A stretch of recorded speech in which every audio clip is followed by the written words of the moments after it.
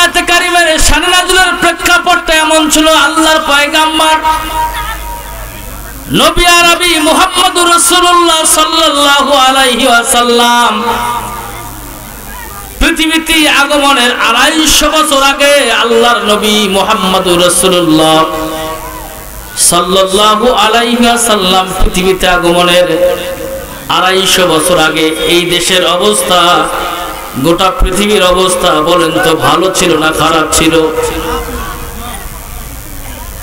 অত্যন্ত ভয়ঙ্কর ভয়ানক অবস্থা ছিল তদানীন্তন যুগের হালত। উলামায়ে কেরাম বলেন, আল্লাহর পয়গাম্বর নবী আরবি যেই স্থানে আগমন করবে ওই স্থানের নাম ওই সময় ছিল বাক্কা। বাক্কা নগরের ওই সময় নাম ছিল আইয়ামে জাহেলিয়াত, অর্থাৎ অন্ধকার অত্যন্ত বর্বরতার যুগ ছিল। শুধু বাক্কা নগরী নয়, সিরিয়া, দামেস্ক, ইয়েমেন সহ ওই সময়ের মধ্যে অনেক কঠিনতম সময় তারা পার করেছে। কারণ ওই সময়ে নেতৃত্ব দেওয়ার মতো দুনিয়াতে পৃথিবীতে আল্লাহ পাক কাউরে পাঠান নাই। কথা বলেন, কথা ঠিক কিনা? হযরত ঈসা আলাইহিস সালাম পৃথিবী থেকে বিদায় নেওয়ার পরে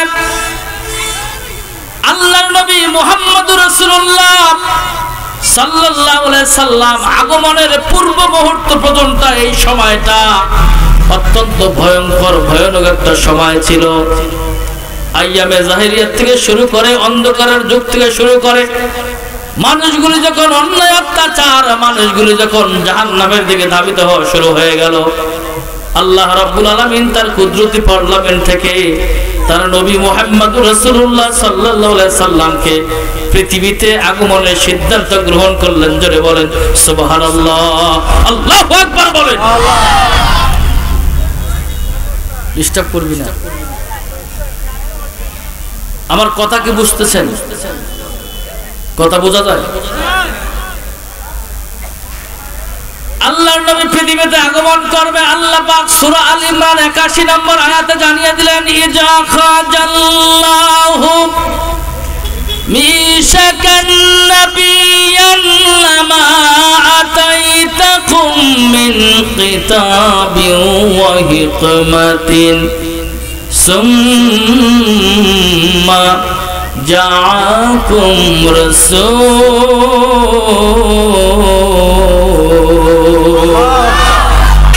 সাউন্ডে হবে না, জোরে বলেন আল্লাহু আকবার। আল্লাহ পাক বললেন, ইজা খাজাল্লাহু মিশাকান নাবিয়ান লামা আতাইতাকুম মিন কিতাব ওয়া হিকমাতিন সুম্মা জাআকুম রাসূল।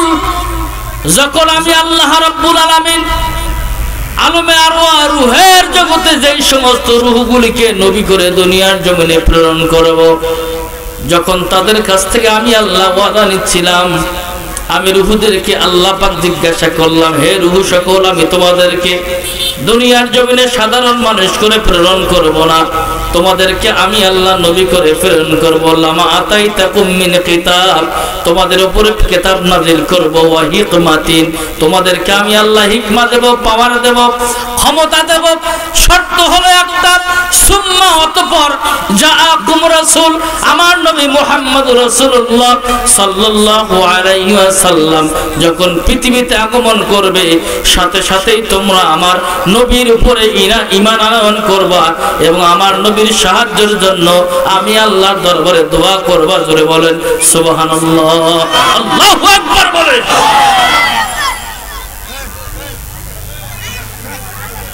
আল্লাহ রাব্বুল আলামিন বললেন, পৃথিবীর মানুষ শুনে রাখো, হযরত ঈসা আলাইহিস সালাম দুনিয়া থেকে বিদায় নেওয়ার পরে আল্লাহর পয়গাম্বর পৃথিবীতে আগমনের যে সময়টা গ্যাপ ছিল, এই গ্যাপটা অত্যন্ত খারাপ একটা বর্বরতার সময় ছিল। ওই সময়ের ভিতরে মানুষগুলি যখন জাহান্নামের দিকে ধাবিত হওয়া শুরু হয়ে গেল, সকলে যখন অন্ধকারের মধ্যে নিমজ্জিত হওয়া শুরু হয়ে গেল, আমি আল্লাহ রাব্বুল আলামিন তখন আমার নবী মুহাম্মদুর রাসূলুল্লাহ সাল্লাল্লাহু আলাইহি ওয়াসাল্লামকে নূর করে আলো করে দুনিয়ার জমিনে প্রেরণের সিদ্ধান্ত নিল আল্লাহ পাক।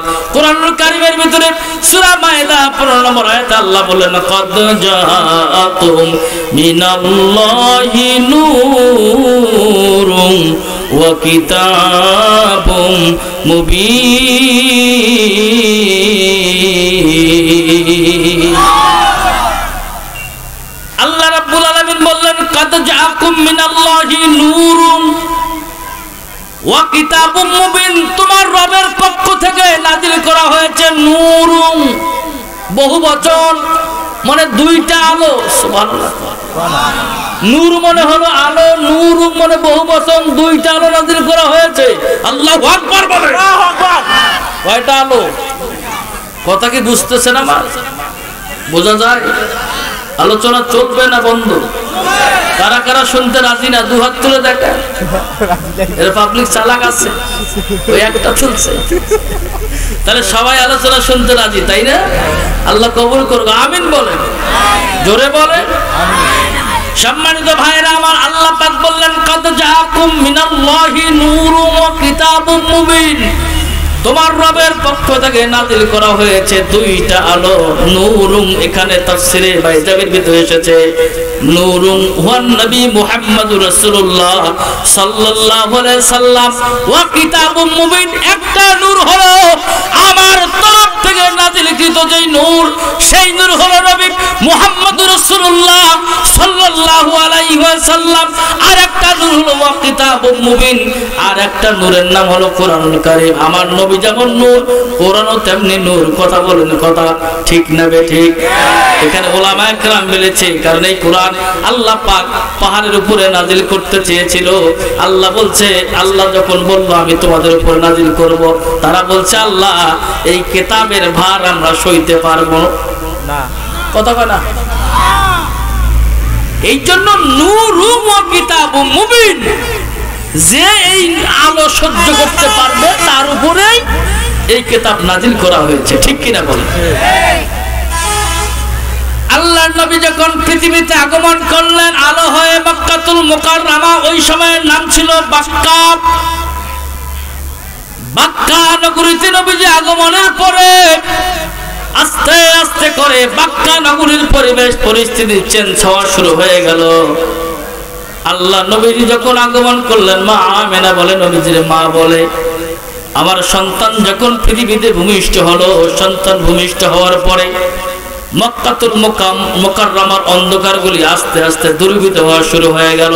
সুবহানাল্লাহ। এমন একটা পরিবেশ শুরু হয়ে গেল, মক্কার মানুষগুলি অত্যন্ত মহব্বত ভালোবাসা শুরু করে দিল আমার সন্তান মুহাম্মদুর রাসূলুল্লাহ সাল্লাল্লাহু আলাইহি ওয়াসাল্লামকে। আস্তে আস্তে করে একটা পর্যায়ে আল্লাহর পয়গম্বর যখন বড় হলেন, নবীজির বয়স যখন 20 বছর থেকে 30 থেকে 39 বছর পর্যন্ত মক্কার মানুষগুলি নবীজিকে মহব্বত করেছে, আল আমিন বলেছে, আর সাদিক সত্যবাদী বলেছে। যখন আল্লাহর পয়গম্বরের বয়স 40-তে পদার্পণ করলেন, 40 বছর হওয়ার সঙ্গে সঙ্গে আল্লাহ পাক যখন তার নবী মুহাম্মদুর রাসূলুল্লাহ সাল্লাল্লাহু আলাইহি সাল্লামকে কালেমার দাওয়াত দেওয়ার জন্য হুকুম দিয়ে দিলেন। 39 বছর পর্যন্ত মক্কার মানুষগুলি কেউ আমার নবীর বিপক্ষে কোনো কথা বলে নাই, ফতোয়া দেয় নাই, ইখতিলাফ তৈরি করে নাই। যখন আল্লাহর পয়গম্বর আল্লাহর হুকুমে কালেমা লা ইলাহা ইল্লাল্লাহ মুহাম্মাদুর রাসূলুল্লাহ সাল্লাল্লাহু আলাইহি সাল্লামের দাওয়াত দেওয়া শুরু করলেন, মক্কার মানুষদের ভিতরে ইখতিলাফ দ্বন্দ্ব তৈরি হয়ে গেল। কথা বলেন, কথা ঠিক কি না?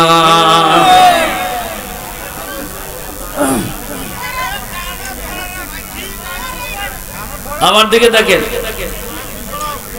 দরকার সাউন্ড কমাই দেন, মাইক তো ভালো, সাউন্ড কমান। আমার কি হয় হোক, পাবলিক যেন শান্তি পায়। কি বলেন? কি তাই না? তোমরা বসবা না ভিতরে? টুপিওয়ালা বসবা না? তুই বড় মোল্লা হওয়ার পর বাইরে দাঁড়িয়ে থেকে লজ্জা লাগে না তোর?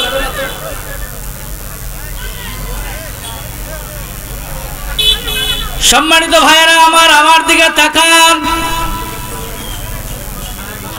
আল্লাহর নবী যখন কালেমার দাওয়াত দেওয়া শুরু করলো, মক্কার মানুষদের ভিতরে ইখতিলাফ তৈরি হয়ে গেল। সাধারণত ভাবে ইখতিলাফ তৈরি হয় নাই, তৈরি করে দেওয়ার মতো ব্যক্তি ওই যুগে ছিল। যিনি প্রথম বাধা দিলেন, ইখতিলাফ তৈরি করলেন, তার নাম মিস্টার আবু জাহেল। কি নাম? জোরে বলেন। আল্লাহর নবী যখন হকের দাওয়াত দিলেন, বাতিল হিসেবে দাঁড়ালেন আবু জাহেল। ঠিক কি না বলেন? মুসা যখন হকের দাওয়াত দিলেন, বাতিল হিসেবে দাঁড়ালেন কে? ফেরাউন। ইব্রাহিম যখন হকের দাওয়াত দিলেন, বাতিল হিসেবে দাঁড়ালেন নমরুদ। কি বলেন? অতএব কারণে হক যেখানে থাকবে, বাতিলও সেই জায়গায় থাকবে। এই জন্য কি যারা হকের পক্ষে আছে দাওয়াত বন্ধ করে দিবে? কথা কন না? দাওয়াত কি বন্ধ করবে? হকে দাওয়াত চলবে, বাতিল তার প্রক্রিয়া দাওয়াত বন্ধ করার চেষ্টা করবে। আল্লাহ রাব্বুল আলামিন বলে, হক হকের প্রক্রিয়া চলবে, বাতিল বাতিলের প্রক্রিয়া চলবে। কিন্তু হক টুডে এন্ড টুমরো, কোন না কোন একদিন, কোন না সময় আল্লাহর জমিনে আল্লাহর দিন বাস্তবায়িত হবে। কথা বলেন, কথা ঠিক কিনা? সম্মানিত ভাইয়েরা আমার, তাহলে আল্লাহর নবী যখন দাওয়াত দেওয়া শুরু করলেন, আল্লাহর নবীর দাওয়াতের বিপক্ষে একদল দাঁড়িয়ে গেল, আবু জাহেল, উতবা, সাইবা, মুগিরা। ওই সময় আবু জাহেল আল্লাহর নবীর বিপক্ষে যত প্রকার মাসলা মাসাইল ইখতিলাফ দেওয়া লাগে তিনি দিয়ে তার চেয়ার, তার ক্ষমতা টিকানোর প্রচেষ্টা চালিয়ে যাচ্ছিল। বর্তমান সময়ে কোন দাড়ি টুপি ছাড়া, দাড়ি মোছ ছাড়া কোন নেতা নয়। আমাদের দেশে দেখবেন দাড়ি টুপিওয়ালা কিছু ব্যক্তি রয়েছে, তারা তাদের ইহুদিদের টাকা খেয়ে দালালি করার জন্য বাংলায় এসে বিভিন্ন রকম ইখতিলাফ, বিভিন্ন রকম মাসলা মাসাইল তৈরি করে আমাদের ঈমান হরণ করার চেষ্টা চালাচ্ছে। কথা বলেন, কথা ঠিক কিনা? আছে না নাই? একদল বলে নবীর উপরে দরুদ পড়া যাবে না, কোনো দোয়া খায়ের নাই। কথা কয় না? কিছু লোক আছে না? আচ্ছা, আপনাদের জীবনে বলেন, এই মুরব্বী আমাদের স্যারের জীবনে বলুক তো, ওনার বাপ দাদারা দোয়া করে যায়নি স্যার? ইনি এখন আইসা পড়ছে বিপদে। কি বলেন? তাই কি না?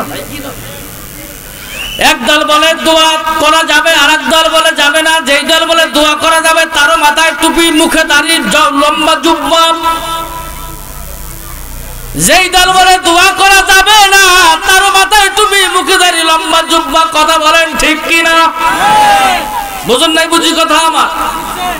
তাহলে এরকম ইখতিলাফ তৈরি করতেছে কারা? হকের বিপক্ষে।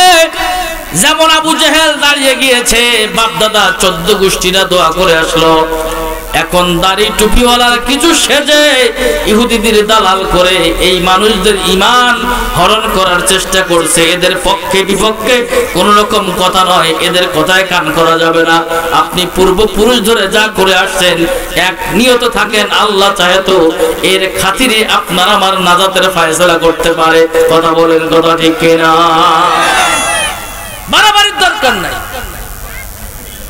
দরুদ শরীফ পড়া যাবে না, দরুদ নিয়ে ব্যঙ্গ করে, কয় কিয়াম তো চলেই না। কত কেন আছে না? কিছু দল নাই, কয় কোনো দরুদ নাই। কিছুদিন আগে দেখলাম ফেসবুকে দরুদ নিয়ে ব্যঙ্গ করতেছে এক বিয়ে বাড়িতে। কিছু টুপিওয়ালা, দাড়িওয়ালা, সুন্দর যুবক ছেলেমেয়েরা কিয়াম, মিলাদ কিয়াম নিয়ে ব্যঙ্গ করতেছে, দরুদ শরীফ নিয়ে ব্যঙ্গ করে। আমি ওই ভাইদেরকে বলি, দরুদ সম্পর্কে তোমার জ্ঞান নাই, ধারণা নাই। দরুদ সম্পর্কে তোমার পাওয়ার সম্পর্কে ধারণা নাই। দরুদ শরীফের কত পাওয়ার, কত ক্ষমতা, এটা হয়তো তোমরা ওই কিতাব দেখো নাই, কিতাব কেন নাই, পড়ো নাই, যার কারণে দরুদ শরীফ নিয়ে ব্যঙ্গ করো। আমি তোমাদের অনুরোধ করি, যদি ভালো না লাগে দরুদ শরীফ তোমাদের পড়ার দরকার নাই, কিন্তু দরুদ শরীফ নিয়ে ব্যঙ্গ করিও না। দরুদের অনেক পাওয়ার, অনেক ক্ষমতা। আল্লাহ পাক বলেছে, যদি কোন আমার বান্দা আমি আল্লাহর দরবারে দোয়া করে, দরখাস্ত করে, ওই দোয়া ওই দরখাস্তের ভিতরে আমার নবীর যদি দরুদ না থাকে, ওই দোয়া আসমান এবং জমিনের মাঝামাঝি স্থানে ঝুলন্ত অবস্থায় থাকে, ওই দোয়া আমি আল্লাহর দরবারে পৌঁছায় না, ওই দোয়া আমি আল্লাহ কবুল করি না।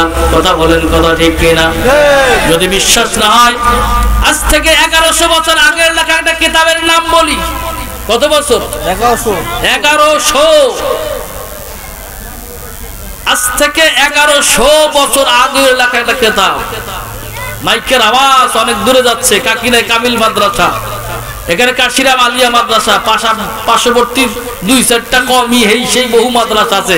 এখন তো ঘরে ঘরে মাদ্রাসা, বুঝুন নাই? মানে 2-4 কদম ঘুরলে মাদ্রাসা। এই জায়গাটা কি খালি হবে? থাকে ফাঁকা থাকে? এটা কি হবে? দেখছো ফলাফান কত চাল। এ বড় ভাই, ওঠেন না আপনি? আশ্চর্য কথা, আপনি উঠলে তো কাম হয়ে যায়। এই তো হয়ে গেছে, হয়ে গায়ে দ্রুত। পেছনের বড় ভাইরা সামনে আগে আসেন, দ্রুত আগে আসেন। মারহাবা বলেন। পরিবেশকে মোটামুটি একটা হয়ে গেছে নাকি? আমার কাজ হলো পরিবেশ করে দেওয়া, এরপরে প্রধান মেহমান এসে আলোচনা করে। আমি জাস্ট পরিবেশ করে দিচ্ছি। কষ্ট হচ্ছে বাবা? খুব খারাপ লাগতেছে নাকি আপনাদের? চলবে না, বন্ধ হবে? আমিন বলেন। আমিন। এ সাউন্ড জোরে বলেন আমিন। আমিন। আজ থেকে 1100 বছর আগের লেখা কিতাবের নাম হলো দালাইলুল খায়রাত।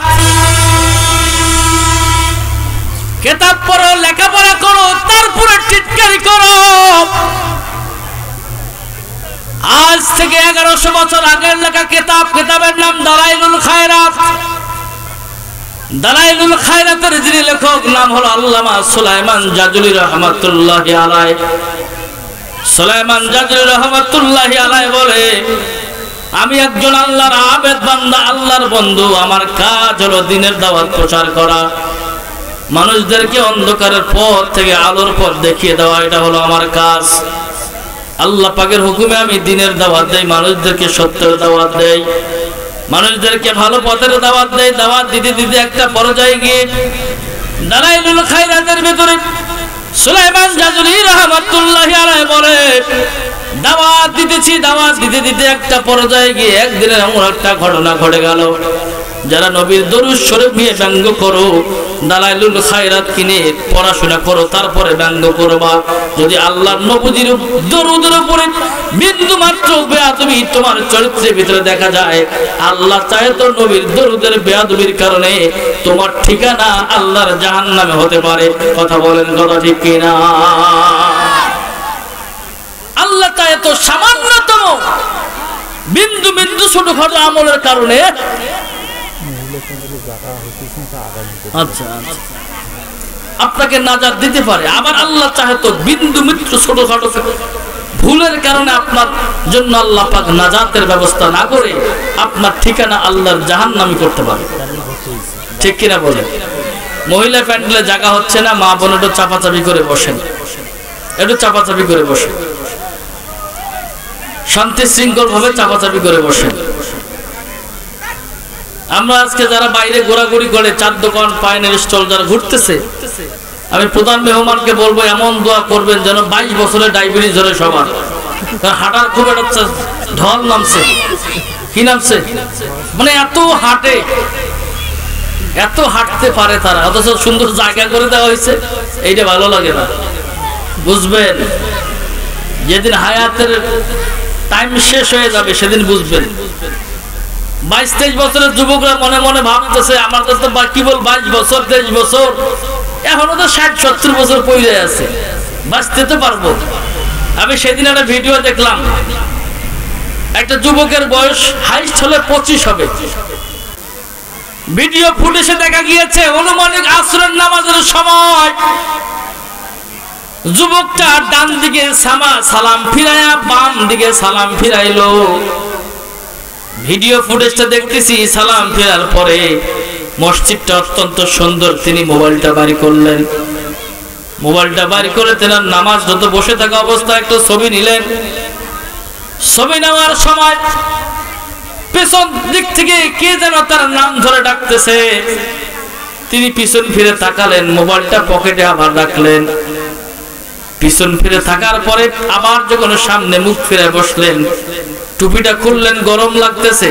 ভিডিওটা আমার কাছে আছে, ডাউনলোড দিয়ে রেখেছি, আমি দেখাবো আপনাদেরকে। যখন মোবাইলটা পকেটে রেখে টুপিটা খুললেন, ঘাম মুছলেন, ঘাম মুছার পরে আবার পেছনের দিকে তাকালেন।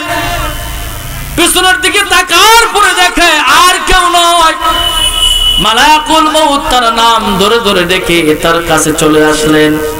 সুবহানাল্লাহ।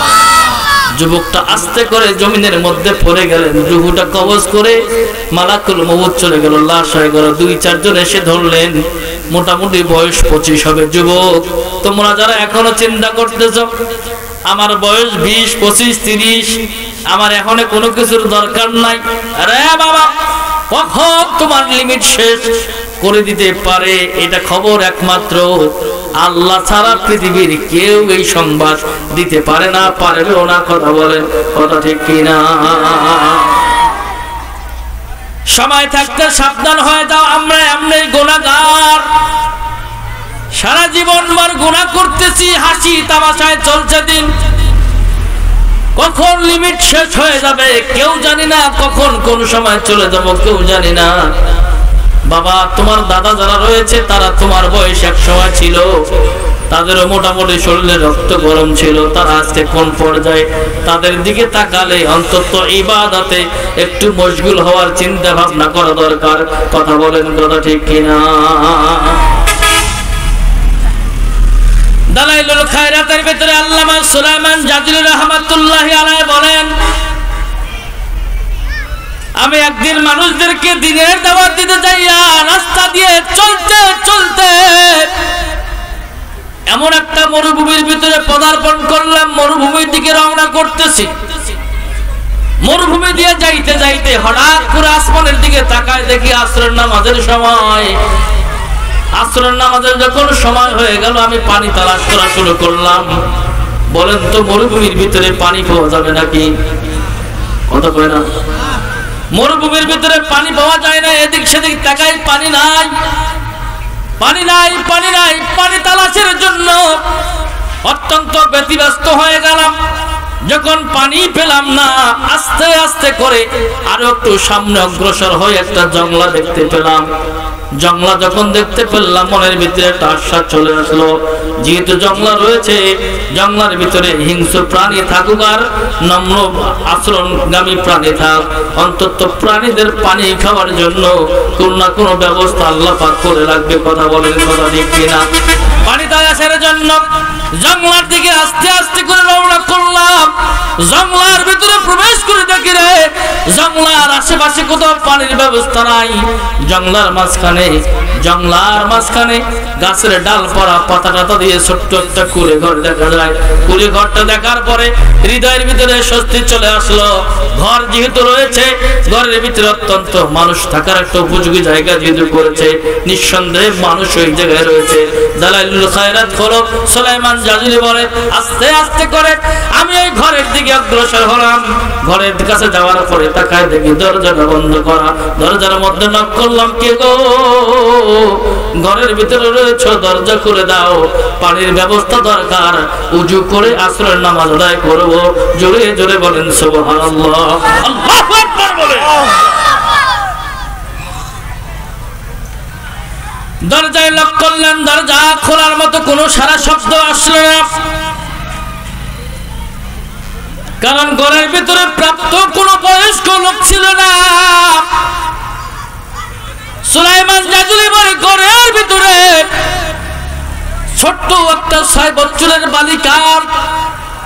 অনেকক্ষণ দরজা নক করার পরে যখন দরজা খুলে দিলেন, আমি বেজার হয়ে চলে আসতেছিলাম, এরপরে দরজা খোলার আওয়াজ চলে আসলো। আমি পিছন ফিরে তাকাই দেখি 6 বছরের ছোট বালিকাকে বললাম, মা, ঘরের ভিতরে পানির কি কোনো ব্যবস্থা আছে? আমি একজন আল্লাহর আবেদ বান্দা, আমি দিনের দাওয়াত দেওয়ার জন্য এসেছিলাম, মরুভূমিতে পানি পাই না, আমি এখন উজু করে আসরের নামাজ আদায় করব। বালিকা বলছে, হুজুর ঘরের ভিতরে পানির কোনো ব্যবস্থা নাই, কিন্তু আমাদের ঘরের পাশে একটা কুয়া রয়েছে, কুয়া, এই কুয়ার ভিতরে পানির ব্যবস্থা রয়েছে, চলেন আপনাকে কুয়ার পানি নিয়ে যাই, পানির ব্যবস্থা করে দেই। সুলাইমান জাজুলি অত্যন্ত খুশি হয়ে গেল, আনন্দিত হয়ে গেল। ছোট্ট বালিকা সহ উনি কুয়ার পারে গেলেন। কুয়ার পারে গিয়ে তাকায়, দেখে কুয়াটা গাছের ডালপালা পাতা দিয়ে ঢাকনা দেওয়া রয়েছে। ঢাকনাটা সরালেন, ঢাকনা সরার পরে তাকায় দেখে শুধু কুয়া, পানি তোলার কোনো ব্যবস্থা নাই।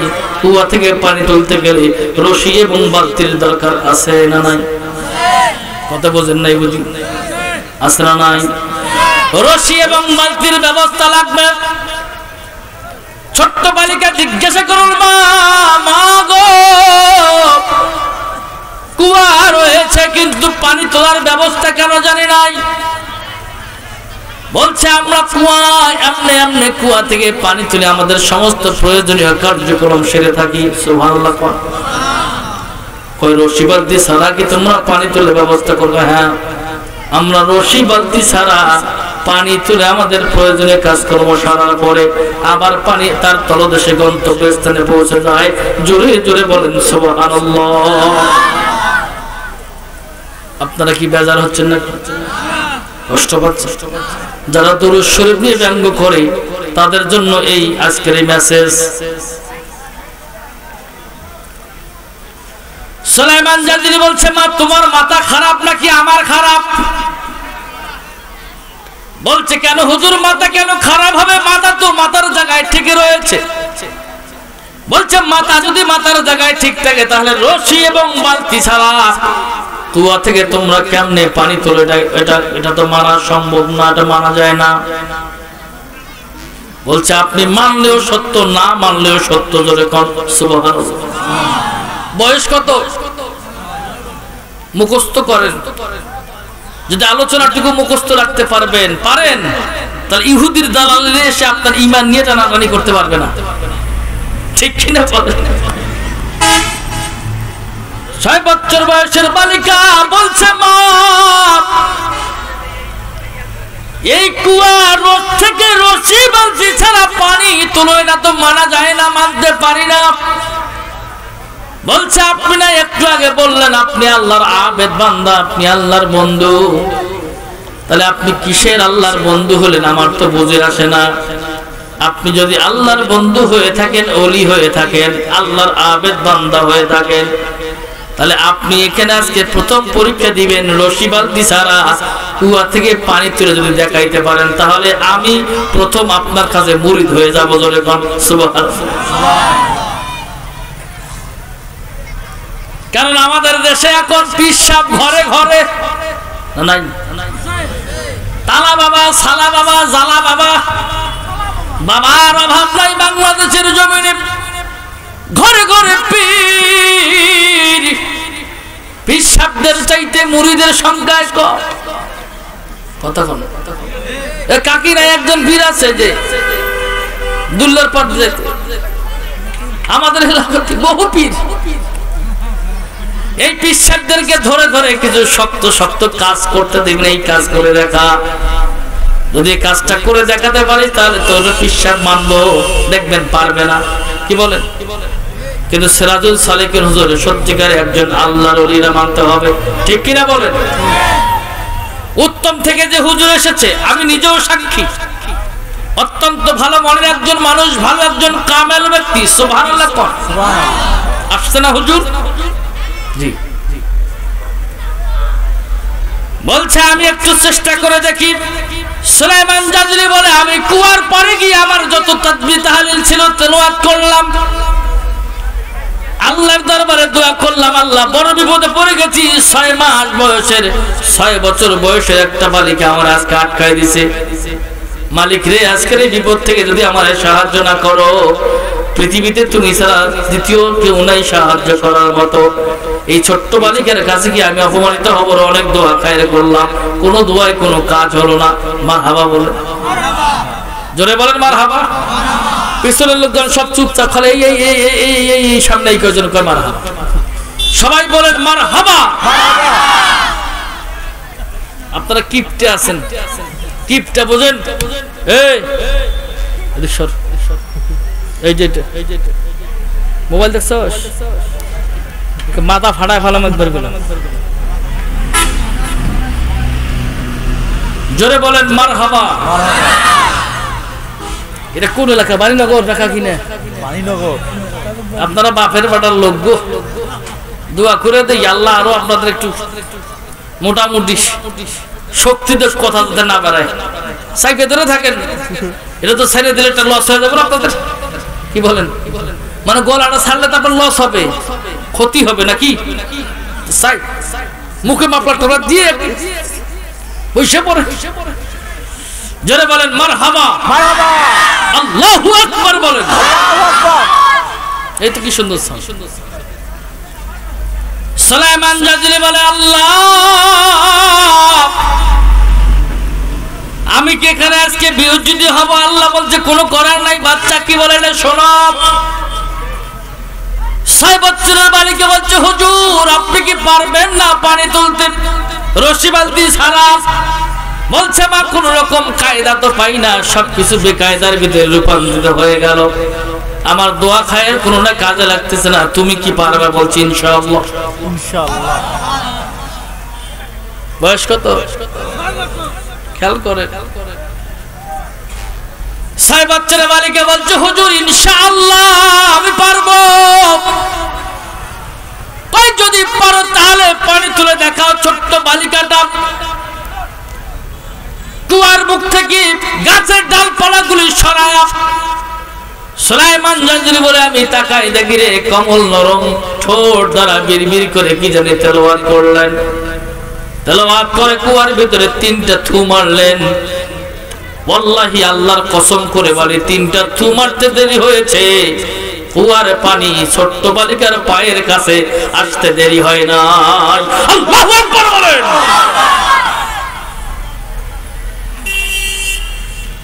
কিতাবের নাম বলছি দালাইলুল খায়রাত, আজ থেকে 1100 বছর আগের লেখা কিতাব। কিতাব কেন লেখাপড়া করো, এরপরে ইয়ার কি ঠাট্টা করো, ইহুদিদের টাকা খায়া ঈমান বিক্রি করে ইসলামি করিও না। কারণ ময়দানে হাসর এমন একটা সময় তোমার কোন ইহুদি তোমার পাশে গিয়ে দাঁড়ায় তোমার পক্ষে সুপারিশ করার ক্ষমতা রাখবে না। সেই দিন যিনি সুপারিশ করবে তিনি রাহমাতুল লিল আলামিন। কথা বলেন কথা ঠিক কিনা? ইসলামি বন্ধ করো, নবীর পক্ষে থাকো, কাজে লাগবে। সুলাইমান জাজিলি উজু করে নামাজ শেষ করলেন, এরপরে ছোট্ট বালি থেকে খুলে নিলেন, গালে কপালে চুমু দিলেন, বলছে মা মা গো এত কম বয়সে কি এমন আমল করেছো, কি এমন ইবাদত করেছো, কি এমন তাসবিহ তাহলিল তেলাওয়াত করে শিখেছো, এই তাসবিহ তাহলিল তেলাওয়াত করার কারণে আল্লাহ পাক তোমার উপরে এত খুশি হয়েছে। বলছে হুজুর কোন তাসবিহ তাহলিল, কোন ইলম, কোন জ্ঞান, কোন আমল আমার ভিতরে নাই। আমার মা শিক্ষা দিয়েছে নবীজির উপরে আমরা বেশি বেশি করে দুরূদ শরীফের আমল করি। জোরে বলেন সুবহানাল্লাহ। মা ভালো হলে সন্তান ভালো হয়, ঠিক কি না? কথা বলেন। আমাদের দেশের মা বোনেরা মোটামুটি ভালো নাকি না খারাপ? ভালো না খারাপ? 100% ভালো। কারণ ফেসবুক, ইউটিউব, ইন্টারনেটে দেখে ইন্ডিয়ার মেয়েরা হাফ প্যান্ট পরে। আমাদের দেশে ভার্সিটি পড়া কিছু মা বোন রয়েছে, তারা চিন্তা ভাবনা করলো তারা যদি হাফ প্যান্ট পরতে পারে আমরা কেন না? আরে বেয়াদবের বাচ্চা শুনে রাখো, যারা হাফ প্যান্ট পরে তারা হিন্দু, তারা ইহুদি, নাস্তিক, বেদুইন। তোমার বাবা কিন্তু মুসলমান। কথা বলে কথা কর না কেন?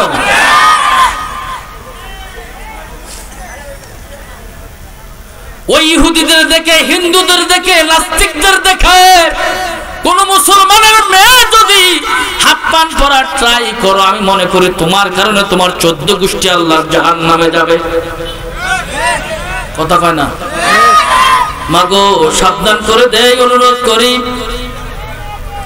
এই রঙ্গরসের দুনিয়ায় তুমি থাকতে পারবা না, আমরা কেউ থাকবো না, বিদায় নিয়ে চলে যাওয়া লাগবে।